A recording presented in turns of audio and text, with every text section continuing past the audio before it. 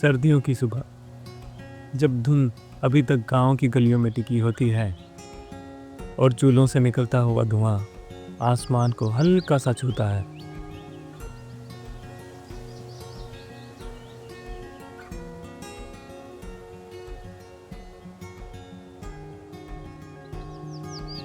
और दूर खेतों से आती आवाज,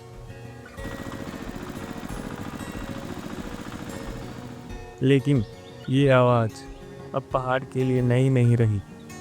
ये आवाज है पावर टिलर की।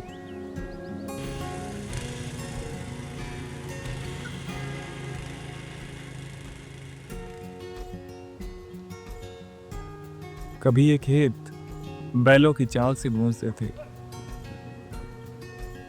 अब मशीनों की गड़गड़ाहट में वही मिट्टी अपनी वही कहानी लिख रही है।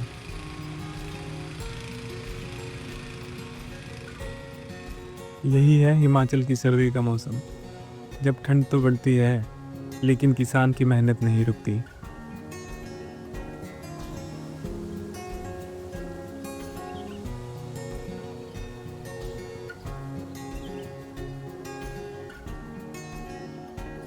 पहाड़ी इलाकों में खेती आसान नहीं होती। सीधी जमीन कम, ढलान ज़्यादा, और सबसे बड़ी बात, यहाँ खेती ज़्यादातर बारिश पर ही निर्भर रहती है।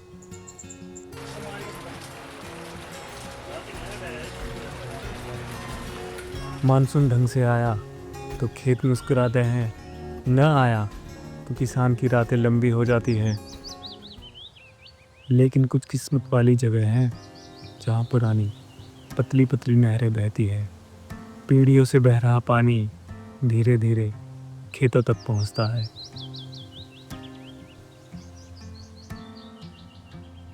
ये नहरें तो बड़ी नहीं होती, पर दिल ज़रूर बड़ा रखती है। जितना पानी दे सकती है देती है। इन नहरों से खेत में पानी लगाया जाता है, बस इतना कि मिट्टी थोड़ी नरम हो जाए और जुताई के बाद बीजों को पकड़ने लायक रहे। पानी लगाने के बाद खेत को ऐसे ही छोड़ दिया जाता है, 2 कभी कभी 3 दिनों तक। धूप मिट्टी को पकाती है, हवा गीलेपन को खींच लेती है और खेत अपनी अगली सांस लेने के लिए तैयार होता है। इन्हीं दिनों में घर से एक और तैयारी शुरू होती है, गोबर इकट्ठा करने की।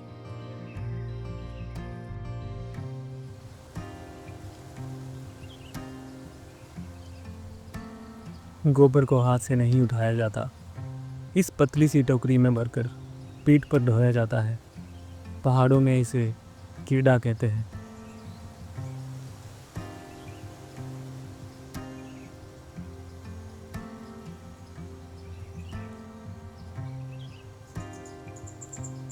पहाड़ों में ये काम आज भी उतना ही कठिन है।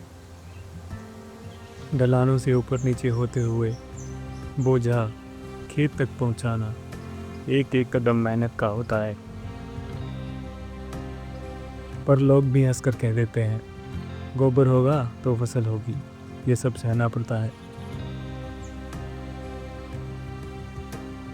खेतों में गोबर पहुंचाने के बाद हाथ से बराबर फैलाया जाता है।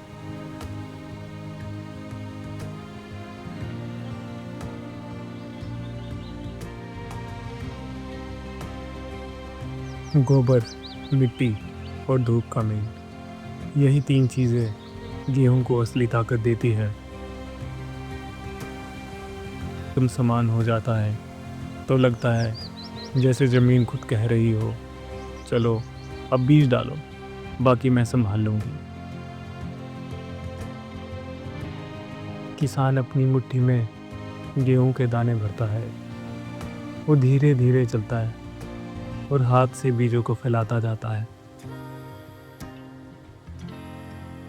हवा में उड़ते हुए दाने, जैसे किसी ने नए सपनों को हवा में छोड़ दिया हो। बीज फैलाने के बाद पावर टिलर फिर आवाज़ करता हुआ खेत में आता है।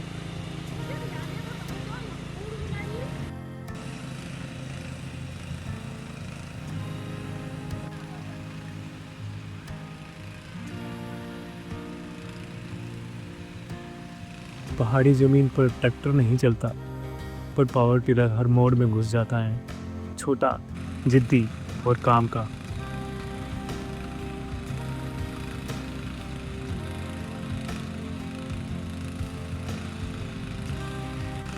कभी पत्थर में फंस जाए तो हाथ ऐसे हिलाता है जैसे किसी से लड़ाई कर रहा हो। अपनी चाल से मिट्टी को पलटते हुए ये बीज को मिट्टी में दबा देता है। मिट्टी और बीज का मिले इसी मशीन के सहारे से होता है। काम भी जल्दी होता है, स्पीड बचती है और टाइम भी। पर फिर गांव के दूसरे हिस्से में कुछ लोग मिलते हैं जो आज भी हल और बैल से ही खेती करते हैं। यही लोग हैं पहाड़ों के आखिरी पारंपरिक किसान।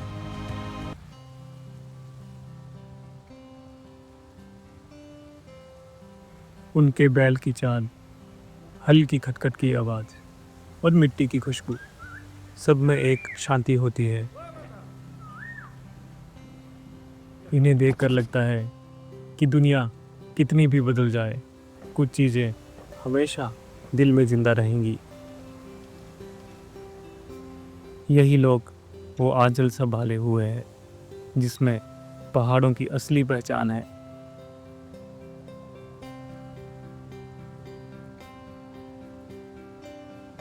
पावर टिलर ने पहाड़ों की ज़िंदगी आसान बनाई है। काम तेज़ हुआ, मेहनत कम हुई और समय भी बचता है।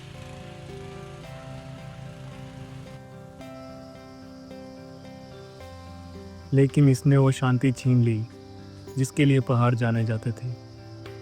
मिट्टी की ऊपरी परत पहले से तेजी से घिसने लगी है और बैल पालने की परंपरा भी कमज़ोर पड़ गई है। और शायद इसकी वजह से ही सड़कों में अब ज़्यादा बैल दिखने लगे हैं। दूसरी ओर पारंपरिक खेती धरती को सांस लेने देती है, मिट्टी स्वस्थ रहती है, जैविक खाद खेत को ताकत देती है।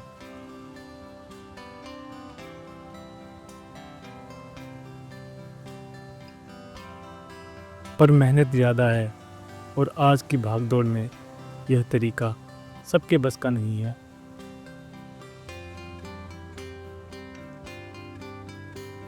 पर आखिर में काहे का आधुनिक, काहे का पुराना, बीज वही है, मिट्टी वही है और मेहनत भी वही। पहाड़ों में खेती एक संघर्ष है, पर इसके साथ ही एक खूबसूरत कहानी भी। किसान चाहे पावर टिलर चलाए या बैलों के साथ हल खींचे, अंत में उसकी उम्मीद, उसका पसीना और उसकी लगन इन पहाड़ों को हर साल फिर से जिंदा कर देती है। और जब उनके हाथ से रोटी का पहला निवाला उठता है तो लगता है मेहनत का मज़ा इसी में है। आज जो आपने देखा वो सिर्फ खेती का प्रोसेस नहीं था, वो उन लोगों की कहानी थी जो ठंड, धूप, बारिश, वक्त सबसे लड़कर इस ज़मीन को जिंदा रखते हैं।